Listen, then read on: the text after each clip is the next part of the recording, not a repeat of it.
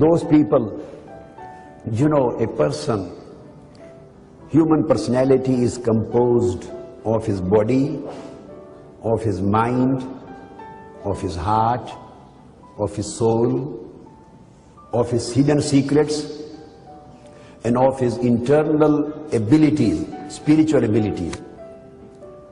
So there are many aspects which put together, if you put together, they compose the human personality. There are outer aspects and there are inner aspects of human personality. In the same way, in Sharia, all laws and all practices and all Sharia acts, they have in the same way outer aspects and inner aspects. For every act there is a zahir, and for every aspect there is a batin. Externality and internality, outer self and inner self, for each and every act. Even for good and pious acts, and even for sins, Quran says, Zahirul ismi wa batinuha. Even an act of sin has a zahir and it has a batin. It has an external appearance and it has internal and hidden reality. The same way our prayers, our pious acts, our acts of worship, there is a zahir and there is a batin. When we pray, we stand up and we start our praying. So our standing, saying takbir, our standing, our ruku, our sujood, our qiyam, our recitation of Fatiha, recitation of Quranic verses, then our sitting, our qu'ud, then our reading of salat, and then we are doing salam, right and left turning the face. All these acts which we are doing, this is the external act of worship, external act of prayer. This is the whole sum of externality of the prayer. I am not saying the whole sum of prayer. No, I am saying the whole sum of externality of the prayer. Now there is an internality, an inner aspect, internal aspect, hidden aspect of the same prayer. What is that prayer? That is niyyah. Your intention, your motive. You have done all your acts according to the prescription of Sharia. So outer aspects and outer conditions of prayer, of salat, are fulfilled. But one thing you have not performed. What is that? That is your niyyah. You did not make niyyah for salah. Niyyah is not an external act. You did not have intention or motive of praying. But what intention did you have? For example, Kanpur, he saw somebody, a policeman was coming to arrest him because of some crime, because of some wrong act. When he saw a policeman coming, just to save himself from the policeman, he started Allahu Akbar. And this Mr. Kanpur is reading Quran. He read the whole Surah Yasin up to Surah Wan-Nas. He is performing ruku, performing sujood, qu'ud, jalsa. He has done everything. But fearing from the policeman, he may not be arrested. He thinks that he is not a naughty man. He is a pious person. He is praying, worshipping Allah. All acts which he has done are the same as you are doing sincerely in the mosque. No difference as far as the externality is concerned. So whatever he has done, well, tell me now, would his act be accepted in the eyes of Allah as prayer, as salat? Why not? He did takbir tahrima. He placed his hands here. He read Surah Fatiha. He read the surah. He went in ruku. He went in sujood. He read all 4 rak'ah, he sat on tashahhud, on qada, he did everything. Why his prayer is not accepted? I'm explaining you who is Sufi and what is Tasawwuf or spiritualism. You will understand why I correlated this example with that. When you understand the example, all of a sudden your mind will get open. Why his whole act? He spent 1 hour in 2 nafls. He kept on reading Quranic surahs till policeman went away. This person, Kanpur. Why his salah is not accepted? And another person who finished 2 rakah within 2-3 minutes, his salah is accepted. Why? Tell me. Because he did everything which was visible, which was in zahir. But the only one single thing which was hidden in batin, the niyyah, intention, he didn't adopt that. So only one single reality of niyyah which was hidden, he missed that and fulfilled all of external requirements. So in spite of fulfilling all external requirements, his prayer is not a prayer. So this is the internal link between zahir and batin. The difference between the two, those who fulfill the needs of zahir, at the same time, for example, somebody is praying or fasting, and he is fasting with this niyyah that people may consider me a very pious man. Remaining external acts are the same. He ate sahari, he did not eat anything, didn't drink anything till sunset, and he had his iftar with you. He fulfilled all external laws and requirements except the niyyah, which was the batin. So would he be rewarded for fasting? No. So one thing which he missed is batin. And all other things which he performed, dozens of other things which he performed, they are zahir. So it means dozens of acts in external existence, zahir, dozens and dozens of acts, they are rejected because of just one act which is hidden.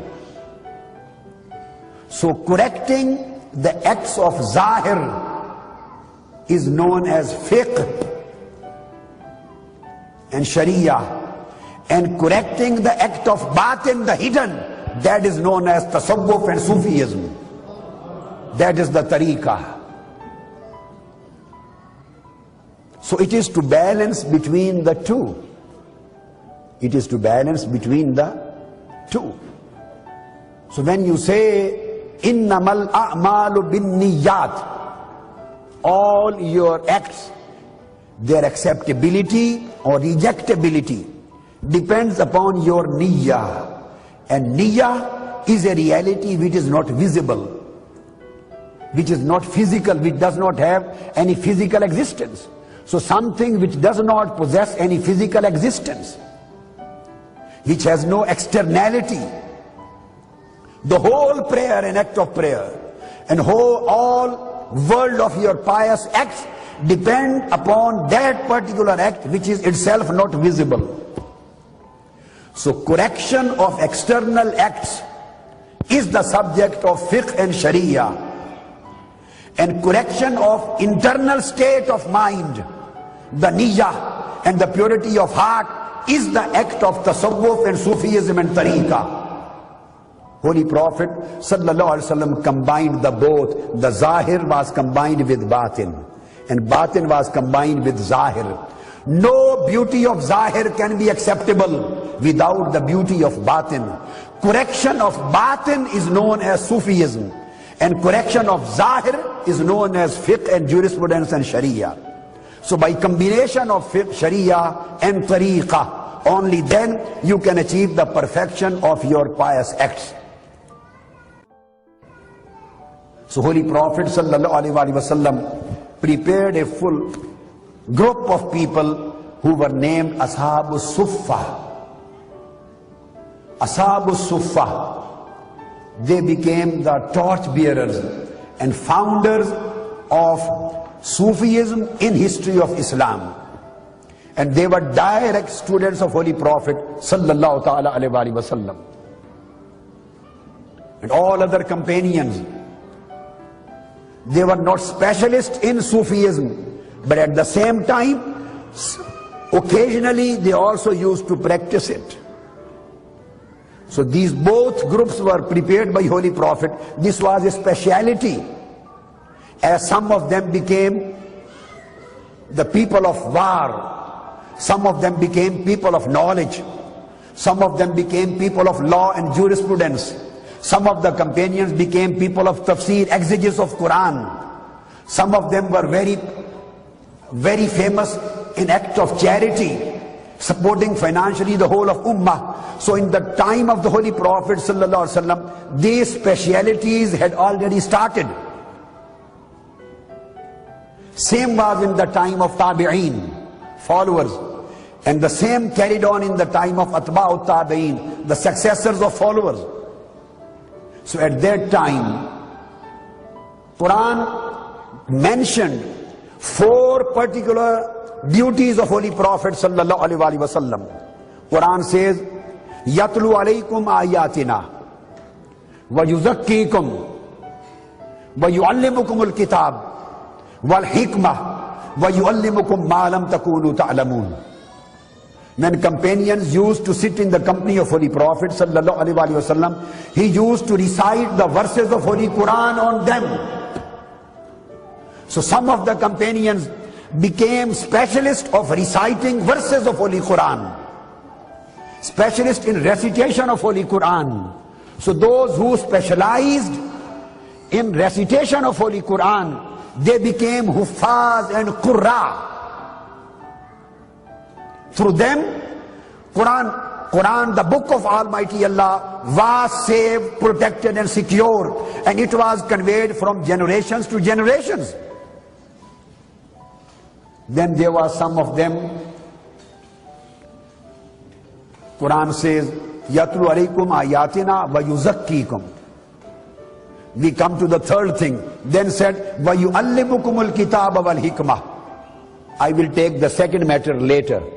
So the third category was yuallimukumul kitab. So some of the companions became scholars, became the jurists, became exegetical specialists, became authorities on Islamic law, like Abdullah ibn Mas'ud, like Abdullah ibn Umar, like Abdullah ibn Abbas, like Abdullah ibn Mas'ud. So some of them became specialists,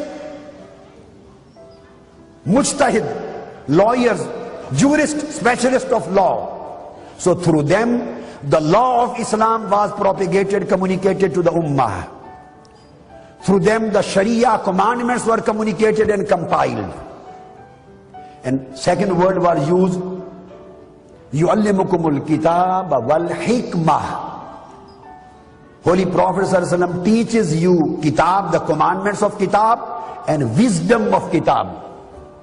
Wisdom implies logic, philosophy, reasoning, science.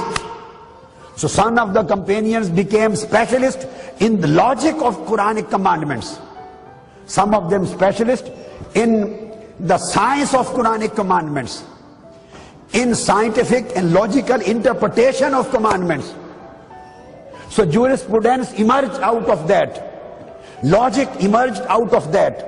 Philosophy emerged out of that. Sociology emerged out of that.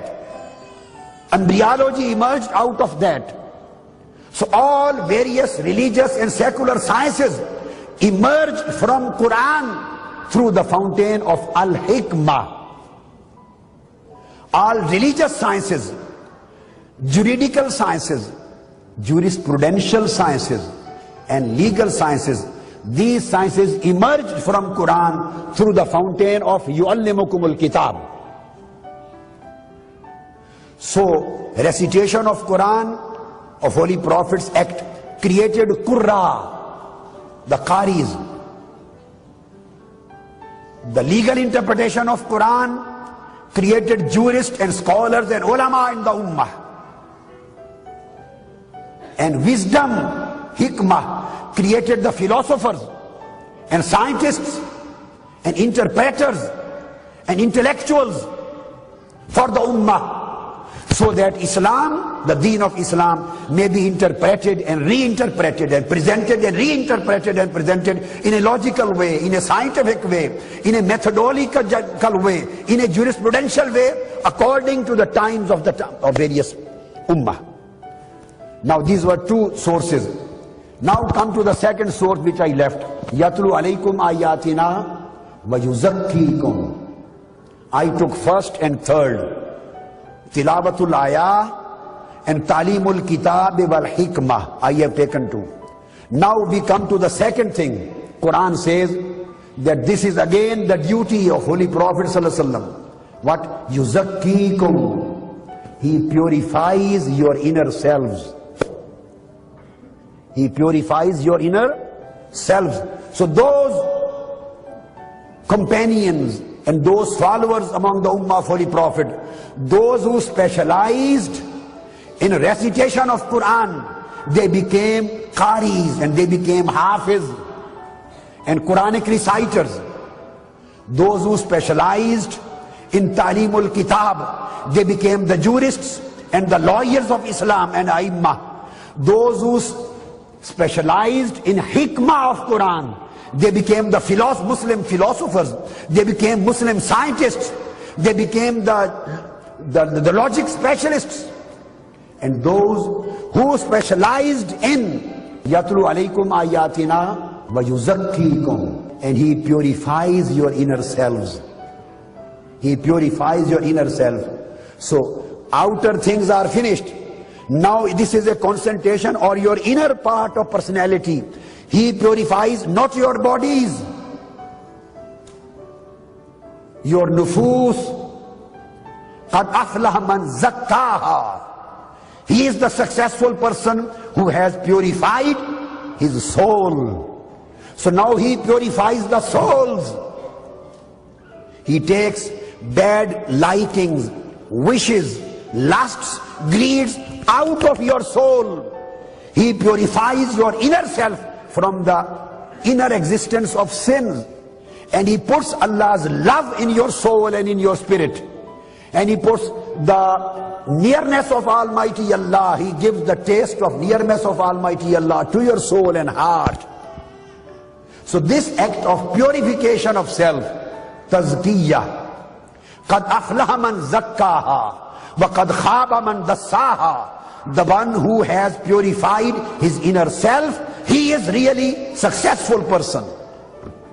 And the one who couldn't purify it, he may be a scholar, he may be a exegesis specialist of Quran, he may be a jurist, he may be a speaker, he may be a preacher, he may be anything.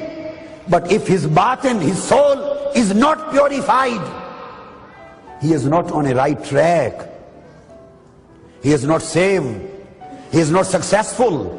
So that's why the second prophetic obligation was mentioned, yuzakkikum tazkiyatun nufus. So those who carried out among the companions of Holy Prophet, among their followers, among their successors, among the ummah, those who carried out the function of self-purification because of tazkiyah and safa. Self-purification means safa'ul qalb, purification of heart, purification of soul. So because of this safa, the word tasawwuf came into existence, and those who became specialists of purification of heart and soul, they were known as Sufis. Those who became specialists in Quranic recitation, they were known as Qaris, Qurra. Those who became specialists in Quranic interpretation and Hadithic interpretation, they were known as jurists and ulama and fuqaha.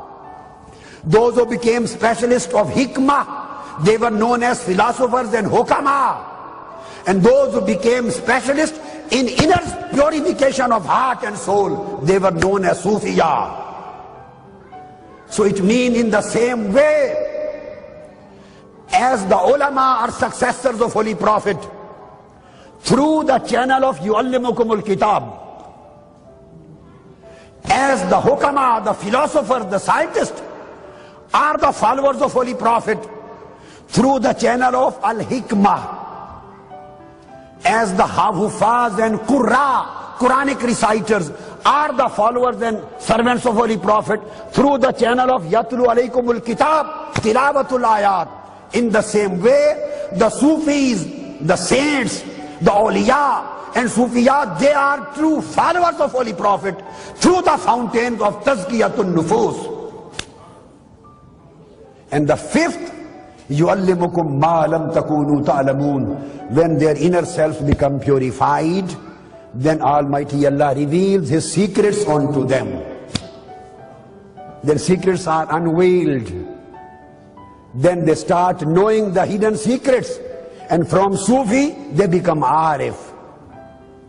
So Ashabu Sufa, this was the group of Sufiya, the Sufis among the companions of Holy Prophet sallallahu alaihi wasallam.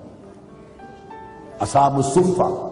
And the same people, these were in the time of companions, in the time of their followers, Tabi'een. Imam Hasan Basri, a great Tabi'i, says that I met a Sufi, and you can find in every authentic book. Imam Hasan al-Basri, the great Tabi'i, who was born in the days of Sayyidina Umar radiyallahu ta'ala anhu, 20 Hijri he was born. He says, I met a Sufi performing tawaf around the Kaaba. Imam Hasan Basri says, Ra'aytu Sufiyan yatufu bil Kaaba. He was performing tawaf of Kaaba. I saw him, I wanted to help him financially. I wanted to give him something. I took some dinars and tried to put in his hands, and he didn't accept. He said, Allah is sufficient for us.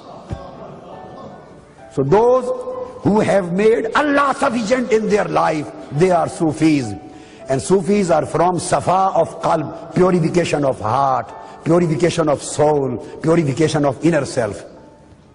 The last thing, a beautiful example, for example, the law and jurisprudence of Islam requires you to perform your wudu, to stand facing towards Kaaba and pray according to the commandments of Sharia.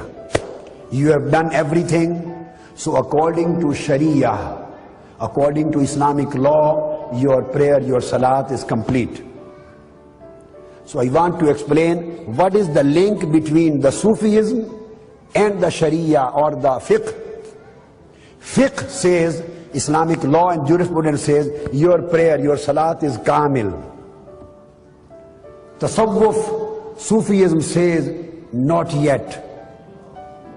Not yet. Now you ask, why my prayer is not yet complete and perfect? Sufism says that you were facing towards Kaaba, but your heart was not facing towards Allah.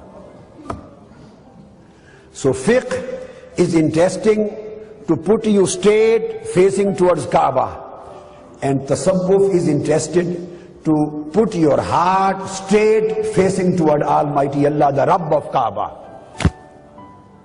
So if your bodily, this face is toward Kaaba, your salat is perfect according to fiqh. And if your heart is facing towards Rabbul Kaaba, the Lord of Kaaba, then your salat is perfect according to tasawwuf, Sufism. Sufism fulfills the requirement of the purity and sincerity of your intention. Purity and sincerity of intention is never, never, never the subject of Islamic law. I am saying a very significant thing. Take up the fiqh, Kutubul fiqh, Hanafi fiqh, Shafi'i fiqh, Maliki fiqh, Hanbali fiqh, Jafari fiqh, Salafi fiqh. You may take any book of fiqh in your hands and read the chapters. They will start from Tahara, Ghusl, Wudu, this and that. Then they'll come to the prayer, Salat and Som and Zakat and Hajj, and then all halal and haram. everything religious and secular would be mentioned there. I'm telling you a very significant point. And last, there are thousands. I have delivered 100 lectures, and every lecture, every episode of 1 hour on this subject of Sufism. 100 lectures, and every lecture is of 1 hour duration. It means 100 hours on concept of Sufism. 100 hours on this particular subject. So I am closing this subject by saying, you go to the books of fiqh, the books of Sharia, Hanafi, Shafi'i, Maliki, Hanbali, Jafri, Salafi, anything. They will start from purity. Purity, from ghusl, from wudu, from cleanliness of your clothes, cleanliness of your body. Then they will start the matter of adhan and salat, then zakat and hajj and so on, onwards, so on and so forth. No single book of fiqh of any school of law will discuss the matter of purity of intention. Purity of intention. No book of law will ever discuss the subject of sincerity, al-ikhlas. No book of fiqh will ever discuss the subject of closeness and nearness of Allah, achievement of the pleasure of Allah. All these subjects which deal with your heart, which deal with your intention, with your niyyah, purity of heart, purity of thought, purity of ideas, sincerity, nearness of Almighty Allah, love of Almighty Allah, your heart submitting to Almighty Allah, seeking for His pleasure, rida of Allah, the pleasure of Almighty Allah, nearness of Almighty Allah. All these subjects you will never ever see in a single book of fiqh. Maybe Hanafi, Maliki, Shafi'i, Hanbali, Jafri, Salafi, any book. You will never see these subjects over there. And the question is that Holy Prophet says, Innamal a'malu bin niyyat. All your acts depend upon your niyyah, your intention. If every act and acceptability of every act or rejectability of every act completely depends upon your niyyah, the hidden thing, the motive, the intention which is hidden in your heart. Are you committing the act of riyah? You are doing this act to show somebody else, or you are doing this just for sake pleasure of Almighty Allah? This is the sole criterion on the basis of which your acts are going to be accepted or your acts are going to be rejected.